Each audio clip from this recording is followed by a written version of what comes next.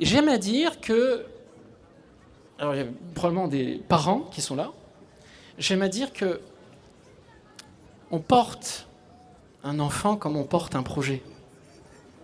On porte un enfant comme on porte un projet. Et on s'inquiète pour son enfant. Et quand il n'est pas né, on s'inquiète, on va faire une échographie, on va voir quel est l'état, quelle est sa santé, est-ce que ça va bien se passer, est-ce qu'il ne va pas naître avec un handicap quelconque. On s'inquiète pour son enfant. Créer une entreprise, c'est pareil. On fait l'échographie de son entreprise. Avec TVT, avec le réseau Entreprendre, avec le réseau Initiative.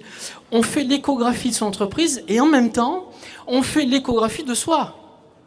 Qu'est-ce que je suis capable de faire? Quels sont mes talents? Où est-ce que je peux aller? De quoi est-ce que j'ai besoin? De qui je dois m'entourer pour y arriver? Pour atteindre une destination? Je ne suis pas développeur? Bon, ben ok, il faut que j'accepte humblement qu'il faut que je m'entoure d'un développeur ou de ChatGPT aujourd'hui. Il faut faire l'échographie de sa boîte et l'échographie de soi. Ça, c'est important.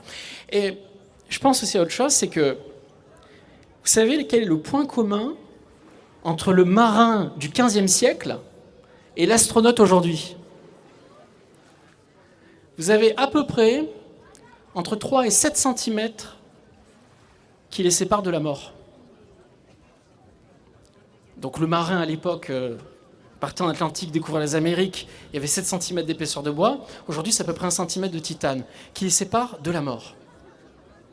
Quand on prend conscience d'un état de fait de sa fragilité, quand on prend conscience que l'entrepreneur, il y a des récifs partout sous la mer, l'entrepreneur il doit être avisé, il doit être sage, mais il doit être prudent, il doit rester humble, parce qu'il ne sait pas tout.